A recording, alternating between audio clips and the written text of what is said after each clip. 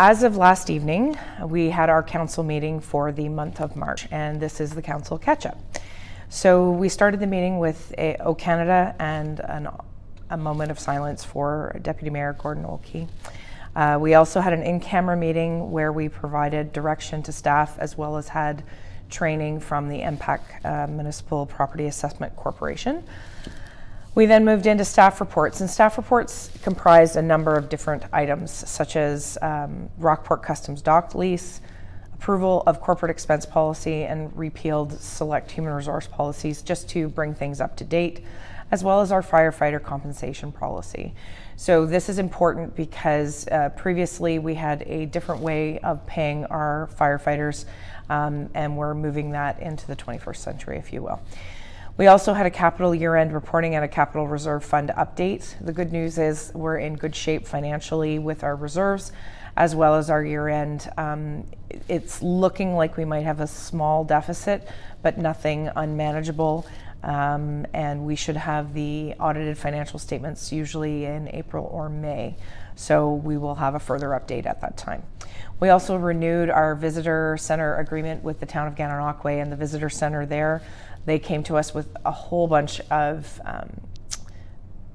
sort of statistics as to how many people are coming back to our area and why we support this very valuable service that brings people into the township.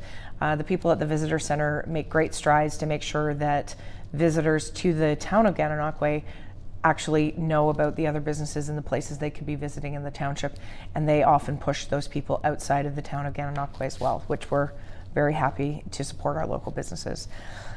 We have a facility use policy that's been amended. We've also amended our general rates and fees bylaw. We have a cemetery grant policy. So in the past, some of you may or may not be aware that when cemeteries become defunct and no longer operate as cemeteries, having burials anymore, sometimes they end up with the township and under the upper administration. And the goal is to support our existing groups that run these cemeteries so that they can still remain open and remain open for burial sites. And so instead of us helping one off, we created a policy whereby any cemetery who's struggling and needs help can apply for funds to help keep up with maintenance and upkeep. We also have instituted a municipal alcohol policy. Again, just more cleaning up the HR guidelines that we have in place.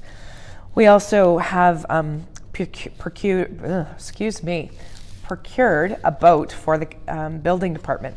Why is that important? Well, as many of you know, we are blessed to have a number of lakes, rivers, and streams in our municipality. And part of that is making sure that people aren't building without permit on islands in amongst the rivers and the lakes. And so this piece of machinery will help us continue to carry out the building department's goals. So we are also going forward with our records management implementation project. As you can appreciate, everything's being digitized, but it's about modernizing our process by which we store our documents so that we can easily search them and find the documents we need. We also had a statement of council remuneration and expenses, as well as the Lansdowne Drinking Water System 2022 annual report. The good news with that is that there's nothing to be concerned about. Our water system is in good functional order, as well as our water is in good shape. We also received a letter of sympathy from the Township of Rideau Lakes in regards to the passing of Deputy Mayor Gordon Olkey. Under action items, we had a planning report regarding building revenue, expense, and reserve fund report for 2022. We did have a deficit of $61,000. That is paid for through the reserves within planning.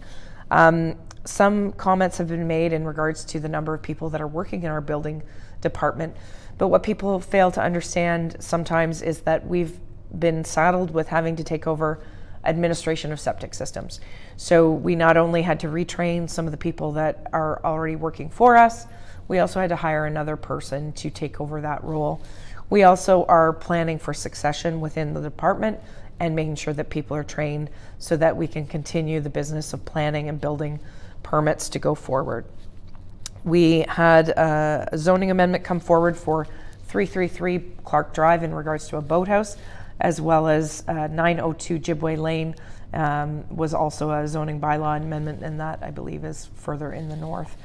So next is the operations report. We awarded a tender for the Kidd Road North culvert. So that's just off of County Road 3 as you turn the bend onto Kidd Road North. That will be replaced this spring at some point in time.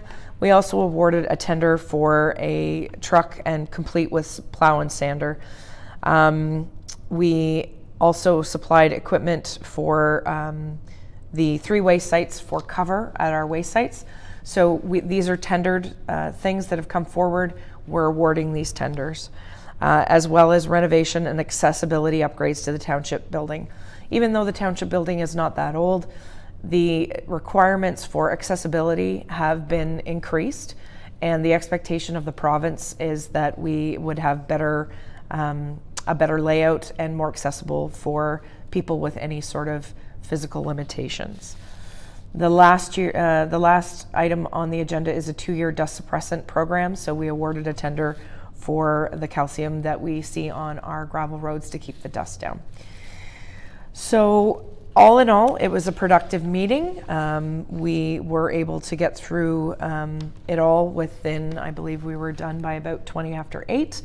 And if you are interested in council items, please, I would ask you to go to the website, leeds1000islands.ca, and you can pick up these agenda package and download them at any given time. If you have questions or concerns, you can always reach out to the clerk or myself or your councillor on council. We'd be happy to answer any questions. So that's everything for the council catch-up, and we'll see you next month.